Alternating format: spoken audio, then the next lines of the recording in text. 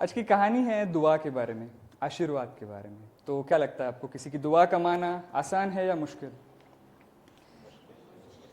मुझे लगता है आसान है। किसी गरीब को खाना खिला दो, किसी को पैसे दे दो, या किसी बड़े बूढ़े के आशीर्वाद ले, पैर छू लो तो आपको आशीर्वाद दुआ दे देंगे, है ना। मगर क्या आसान है अपने सपने जलाकर किसी की दुआ कमाना? क्या लगता है? अब एक कहानी सुनना और खुद ही जज करना। तो इस कहानी के लिए आपको थोड़ा पास्ट में जाना पड़ेगा।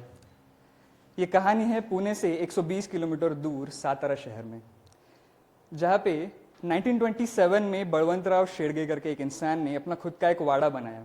You know Vadra? जेंजी है कोई? आई होप या। तो अपना खुद का घर बनाया। तो वाड़ा इज लाइक बहुत बड़ा रहता है, जिसमें 3-4 फैमिली आराम से रह सकती है। तो उसका नाम था ज्ञानेश्वर भुवन। वो वाड़ा की खासियत ये थी कि वो बाहर से दिखता था 2 मंजिला, लेकिन अंदर से था 3 फ्लोर का, 3 मंजिला।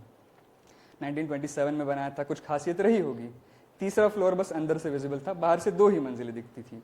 और वो बना था एकदम मिट्टी, लकड़ी और लोहे से। ईंटों का यूज बहुत कम था उसमें। उसका जो फ्लोर था उसमें टाइल्स नहीं थी। हफ्ते में 2 बार वो मिट्टी और गोबर से लिपा जाता था। पुराने जमाने की बात है। उसका जो आंगन था वो इतना बड़ा था कि कम से कम 30 से 40 लोग आराम से वहां बैठ के खाना खा सकते थे। हर रोज वहां पे रंगोली बनाई जाती थी। हर रोज की शाम भगवान के सामने दिया जलाया जाता था, और अगरबत्ती भी, और उसकी खुशबू हर रोज मेन के दरवाजे तक आती थी। तो 1960 में इनके बड़े बेटे शरद शेडगे की शादी हो गई, और उनकी पत्नी का नाम था सरोजिनी। तो शेडगे परिवार में ना दिल और दिमाग से स्ट्रॉन्ग कैरेक्टर वाली स्त्रियों की लीगेसी रही है। सरोजिनी भी वैसी ही थी। इन कपल के 3 बच्चे थे। सबसे बड़ी बेटी संगीता, बीच वाला लड़का सुजीत, और सबसे छोटी लड़की सविता, जिसके अराउंड हमारी ये कहानी घूमने वाली है। तो ये 3 बच्चे बड़े हो रहे थे तब इन तीनों की बिल्कुल नहीं बनती थी। बहुत ही शैतान, पूरा वाड़ा सर पे उठा के लेके चलते थे। बस ये कंट्रोल होते थे सिर्फ अपनी माँ से, सरोजिनी से, क्योंकि वही उनका रिमोट कंट्रोल थी। वो बहुत प्यार से रखती थी उनको, मगर शिक्षा भी बहुत अच्छी देती थी। पैसे भले ही कम थे, मगर संस्कार बहुत ज्यादा। तो इन तीनों में अगर कोई चौथा भिड़ जाए ना, तो तीनों मिलके पेल देते थे उनको। तो ऐसी उनकी दोस्ती यारी भी थी, और थोड़ी बहुत हल्की फुल्की दुश्मनी भी थी। तो इनके वाड़े के एग्जैक्टली सामने इनके मेन स्कूल का दरवाजा था। तो जब भी बेल बजती थी तभी ये तीनों बच्चे अपना बैग पैक करके स्कूल को निकल जाते थे। तो जब सुजीत 4th स्टैंडर्ड में था और सविता 2nd स्टैंडर्ड में थी, ये अराउंड 1980s की बात है, तब इनके स्कूल में एक नया खेल सिखाने को शुरुआत हो गई, जिसका नाम है मलखाम। किन किन को पता है मलखाम? फिर भी मैं एक्सप्लेन कर देता हूँ। नॉट रेसलिंग एक्चुअली, बट हाँ, मलखाम के बहुत टाइप्स है अलग अलग। टू कीप इट सिंपल, ऐसा समझो कि 2 तरह के हैं। एक होता है लकड़ी का मलखाम, जो पिलर रहता है जमीन पे गड़ा हुआ, जिसके ऊपर आपको चढ़ना रहता है आपकी पैर और हाथों का इस्तेमाल करके। तो इसके लिए आपकी मसल पावर होनी चाहिए, और ऊपर चढ़ के आपको थोड़े बहुत करतब भी करने हैं, जिसके लिए फ्लेक्सिबिलिटी होनी चाहिए बॉडी में। और दूसरा तरह का रहता है रोप मलखाम, जो एक रस्सी रहती है इतनी मोटी, इस माइक के बराबर समझो, और उसकी हाइट रहती है अराउंड 25 से 30 फीट। बहुत ऊंचाई पे वो टांगा जाता है, और उसके ऊपर आपको हाथों की ग्रिप से और अपने टोज रहता है ना पैरों के, उसकी ग्रिप पकड़ के ऊपर चढ़ना है। और ऊपर सेम जो लकड़ी मलखाम के होता है, वही रस्सी पे भी आपको करतब करना है। यहाँ पे भी सेम, आपको मसल पावर भी चाहिए और फ्लेक्सिबिलिटी भी। तो सुजीत और सविता जैसे जैसे बड़े हो रहे थे, उनको भी मलखाम की बहुत ज़्यादा इंटरेस्ट आने लगा।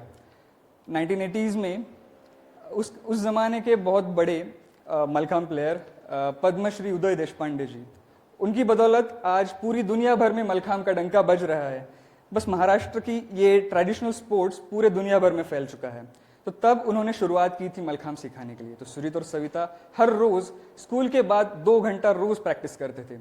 और 1984 में जब सविता 8th स्टैंडर्ड में पहुंची, तब उन्हें स्टेट ट्रायल्स में जाने का मौका मिला। तो चिपलून के एक बड़े स्कूल के सामने बहुत बड़ा मैदान था। वहां पे एक तरफ चल रहे थे लकड़ी मलखाम और एक तरफ चल रहा था रोप मलखाम। लकड़ी का मलखाम देखने के लिए ऑलमोस्ट 400-500 लोगों की भीड़ इकट्ठा हुई थी, और रोप मलखाम के लिए थोड़े कम थे, मगर 200-300 लोग थे। तो यहाँ पे हर किसी को आना है, 4 मिनट का सेट है, अपना परफॉर्म करना है और निकल जाना है। 3 जजेस सामने बैठे थे, बहुत सारी भीड़ थी। 2 लोगों के बाद सविता का नंबर आता है। सविता आती है, 4 से 5 सेकंड में वो 15 फीट तक पहुंच जाती है चढ़ते चढ़ते। फिर अब वो अपने करतब दिखाने शुरू करती है। उसकी एनर्जी, उसका परफॉर्मेंस, उसकी स्पीड, उसकी ग्रेस और उसकी फुर्ती देख के ऑडियंस तो छोड़ो, जजेस को भी लगता है कि ये लड़की नेशनल तक जाएगी, ये बहुत बड़ी होगी। वो अपना सेट परफॉर्म कर रही होती है, अलग अलग करतब कर रही होती है, और 1.5 मिनट बाद उसे एक रोटेशन परफॉर्म करना होता है जिसपे उसको खुद की बॉडी को 360 डिग्री रोटेट करना है। फिलहाल उसका सर ऊपर है, पैर नीचे है। अब वो अपना स्टंट परफॉर्म करने लगती है। सेफ्टी के लिए वो रोप को अपने कमर के आजू बाजू 2 बार लपेट लेती है। अब वो हाफ सर्कल कंप्लीट करती है। अब उसका सर नीचे है और पैर हवा में है। उसने दोनों हाथ छोड़ दिए हैं और बस कॉन्फिडेंस और जजेस को इम्प्रेस करने के लिए वो 2 सेकंड वही होल्ड करती है और फिर से बाकी 180 डिग्री कंप्लीट करने की तरफ बढ़ती है। वो अपने दोनों हाथ ऊपर की तरफ ले जाती है, पैरों को झटका देके नीचे आने की कोशिश चालू ही थी, मगर 2 सेकंड में ऐसा कुछ होता है कि उसकी पैरों की ग्रिप निकल जाती है और वो जोर से नीचे आने लगती है। सबको लग रहा है कि अभी वो हाथ से रोप को पकड़ लेगी, लेकिन जोर से आवाज आता है धप। ऑडियंस तो छोड़ो, जजेस भी अपनी कुर्सी से ऊपर उठ के खड़े हो जाते हैं। 10-15 लोग स्टेज की तरफ भागते हैं और देखते कि सविता नीचे थी, लेकिन नीचे गद्दे थे। लेकिन वो गद्दे कॉटन के नहीं थे, वो थे नारियल के भूसे से बने हुए, काइंड ऑफ अ मैट, जो कि आपकी जान तो बचा लेंगे मगर हड्डियों का भरोसा नहीं। लोग इकट्ठा होते, 2-3 लोग स्ट्रेचर लेके आते। सविता कॉन्शियस है मगर उसकी आंखों में आंसू हैं अपनी हड्डी और परफॉर्मेंस खराब होने की वजह से। अब 2 लोग उसे स्ट्रेचर पे एक नियरेस्ट गवर्नमेंट हॉस्पिटल में लेके जाते हैं। उसके बाद उसका एक्सरे किया जाता है। डॉक्टर बोलती कुछ सीरियस नहीं है, मगर हड्डियों में 2 हड्डियों में क्रैक आया है और जो मंकी बोन रहता है ना हमारी कमर के ऊपर, उस पर 2 हड्डियों के बीच थोड़ा सा गैप डेवलप हुआ है। तो इसके लिए 6 महीने तक उसे रेस्ट करना पड़ेगा, खेल से दूर रहना पड़ेगा। उसको एक कमर का बेल्ट दिया जाता है और उसको घर भेज दिया जाता है। मगर ये लड़की बहुत जिद्दी, आई थी स्टेट के लिए परफॉर्म करने, लेकिन उसके सपने नेशनल और इंटरनेशनल लेवल तक जाते हैं। तो ये थोड़ी रुकने वाली थी। ये घर जाती है, 2 महीने तक योगा और स्ट्रेचिंग के जरिए खुद को रिकवर करती है और तीसरे महीने फिर से फील्ड में उतरती है। 1.5 से 2 साल की कड़ी मेहनत के बाद फिर से वो नेशनल तक पहुंचती है और दिल्ली तक अपने झंडे गाड़ती है। ये हो गई 1986 की बात, जब उसने नेशनल परफॉर्म किया। और जब 1991 की बात आती है, तब दिल्ली में महाराष्ट्र और मलखाम को रिप्रेजेंट करने के लिए नेशनल गेम्स के लिए सविता को बुलाया जाता है, उसकी मलखाम के प्रति निष्ठा और अतुलनीय योगदान देखते हुए। मगर उसको आगे भी बढ़ना है, नेशनल तक लिमिटेड नहीं रहना है। मगर उसके लिए लगता है थोड़ा पैसा, थोड़े रिसोर्सेस, जो कि उनके फैमिली के पास नहीं थे। तो उनके माँ बाप की इच्छा से 92 में उनकी शादी कर दी जाती है। तो अब वो एकदम से ट्रांजिशन हो जाता है। वो नए लोगों के साथ रहने लगती है, नए लोगों को समझने लगती है, उनको सीखने की कोशिश करने लगती है। हर रोज किचन में वो अपने सपने जलाकर नए लोगों के लिए स्वादिष्ट खाना परोसने लगती है।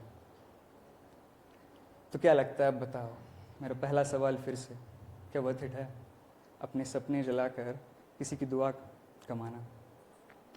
या भी उसने इस नए लोगों की, अपने माँ बाप की दुआ तो कमा ली, मगर क्या वर्थ इट थी? नहीं।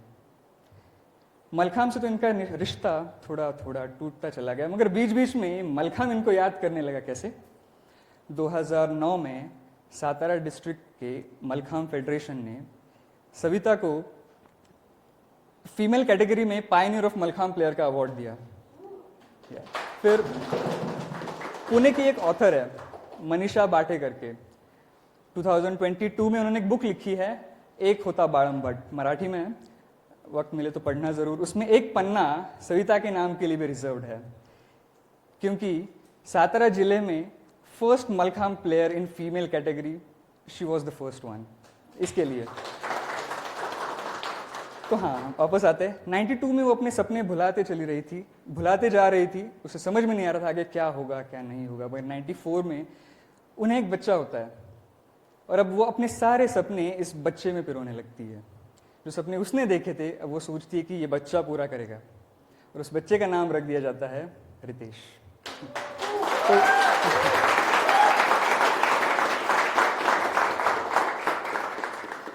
तो हाँ, ये मेरे माँ की कहानी है। वो सरोजिनी मेरी नानी है और वो वाड़ा मेरा ननियाल है। तो ये सिर्फ मेरी माँ की कहानी नहीं है, हो सकता है आप सबके माँ की कहानी हो। जाके पूछना उन्हें कि क्या सपने रहे थे आपके, पूरे हुए या नहीं। तो माँ के लिए कुछ लिखा था मैंने, तो अर्ज किया है, मेरे बहुत दूर रह के भी मेरे बहुत पास है तू, मुझसे दूर रह के भी मेरे बहुत पास है तू, मेरे आम सी जिंदगी में बहुत खास है तू। अपनों के साथ साथ उसने सपनों को भी खोया है, अपनों के साथ साथ उसने सपनों को भी खोया है। बचपन से ही उसने अपने सपनों का बीज मुझ में बोया है, अपने सपनों का बीज मुझ में बोया है। मेरे पंखों को उड़ान देना वो बखूबी जानती है, मेरे पंखों को उड़ान देना वो बखूबी जानती है। मेरी माँ मेरे सपनों को भी अपना मानती है, मेरे सपनों को भी अपना मानती है। वैसे तो उसे सजने संवरने का कोई शौक नहीं, वैसे तो उसे सजने संवरने का कोई शौक नहीं, मगर लगा ले वो माथे पे बिंदी और बालों में गजरा तो किसी अप्सरा के भी उसके सामने औकात नहीं, किसी अप्सरा के भी उसके सामने औकात नहीं। एक शाम ले गया था मैं उसे मंदिर में दर्शन करवाने, एक शाम ले गया था मैं उसे मंदिर में दर्शन करवाने। उसे देख के भगवान जी भी कह बैठे, अरे क्यों लाए हो हमारे भगवान को हम ही से मिलाने, क्यों लाए हो हमारे भगवान को हम ही से मिलाने।